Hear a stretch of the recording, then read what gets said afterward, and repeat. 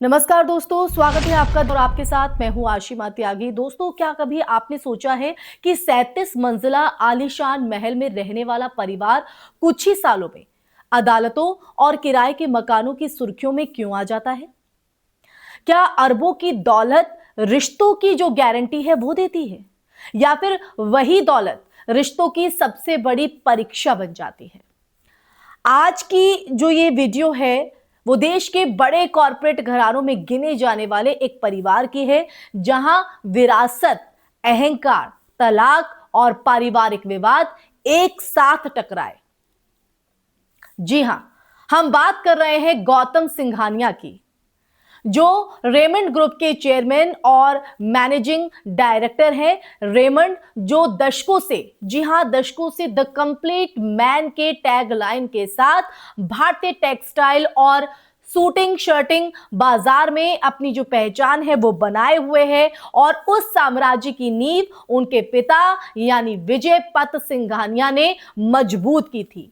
विजय पत सिंघानिया को उद्योग जगत में योगदान के लिए पद्म भूषण से जो है सम्मानित किया गया था, और एक दौर था जब वो निजी जेट से यात्रा करते थे और मुंबई के सबसे महंगे इलाकों में से एक में खड़े 37 मंजिला जेके हाउस में रहते थे, जिसे उन्होंने अपने परिवार के लिए बनवाया।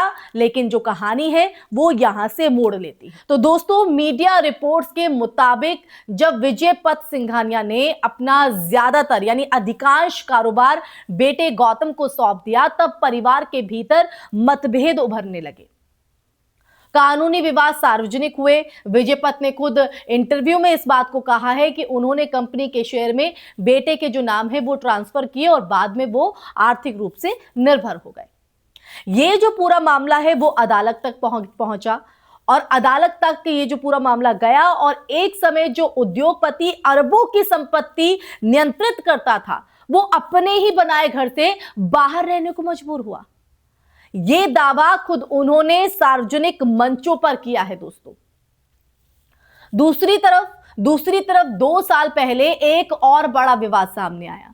गौतम सिंघानिया और उनकी पत्नी नवाज मोदी सिंघानिया, जी हां, इनके बीच तलाक की खबरें। रिपोर्ट के मुताबिक तलाक के जो सेटलमेंट में नेटवर्थ का बड़ा हिस्सा मांगे जाने की जो चर्चा है वो सामने आई, और उस समय गौतम सिंघानिया की जो अनुमानित नेटवर्थ लगभग 1.4 अरब डॉलर बताई जा रही थी। सोशल मीडिया और न्यूज पोर्टल्स में यह दावा भी उछला दोस्तों कि 75% हिस्सेदारी की जो मांग है वो की गई। हालांकि अगर ऐसे मामलों की हम बात करें तो ऐसे मामलों में जो वास्तविक सेटलमेंट की शर्तें हैं वो अक्सर निजी होती हैं और अदालत के दस्तावेजों में ही स्पष्ट होती हैं। इसलिए सार्वजनिक दावों और कानूनी वास्तविकता में अंतर भी हो सकता है। अब सवाल उठता है कि गलती किसकी? क्या ये सिर्फ बेटे की महत्वाकांक्षा और नियंत्रण की चाह थी, या पिता की तरफ से बिना ठोस कानूनी सुरक्षा के सब कुछ ट्रांसफर कर देना एक रणनीतिक भूल थी? दोस्तों, कॉर्पोरेट गवर्नेंस के विशेषज्ञ ये कहते हैं कि जो पारिवारिक व्यवसायों में उत्तराधिकार की जो योजना है यानी सक्सेशन प्लानिंग जो है वो सबसे संवेदनशील चरण होता है।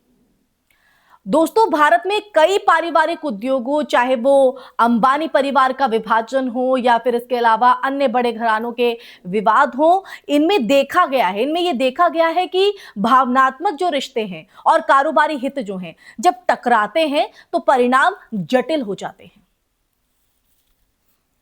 और यहां पर अब देखिए, यह भी समझना जरूरी है कि किसी भी परिवार के भीतर, जी हां, किसी भी परिवार के भीतर के विवाद की जो पूरी सच्चाई है वो सिर्फ जो है संबंधित पक्ष ही जानते हैं।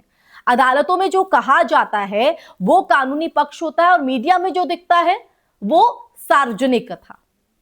पर एक तथ्य जो है वो स्पष्ट है, क्योंकि विरासत केवल संपत्ति का हस्तांतरण नहीं होती है, बल्कि जिम्मेदारी, विश्वास और संतुलन का भी हस्तांतरण होती है।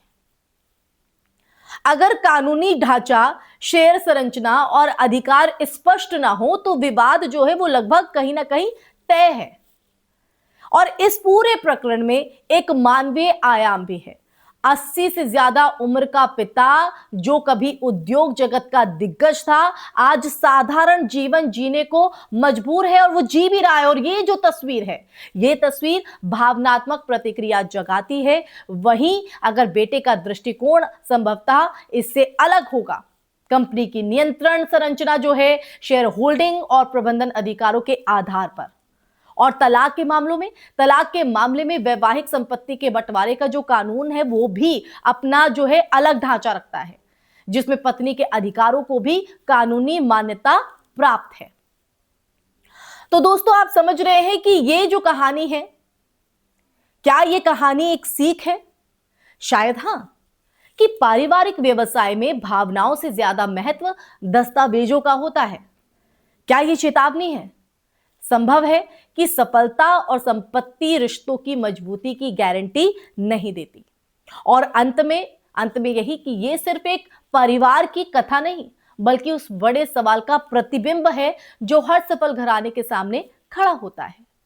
क्या हम संपत्ति बांटने की तैयारी तो कर लेते हैं, लेकिन रिश्तों को संभालने की जो तैयारी है वो हम भूल जाते हैं दोस्तों। तो आपके हिसाब से जिम्मेदारी किसकी ज्यादा बनती है? उत्तराधिकार संभालने वाले बेटे की, सब कुछ सौंप देने वाले पिता की, या फिर परिस्थितियों और समय की?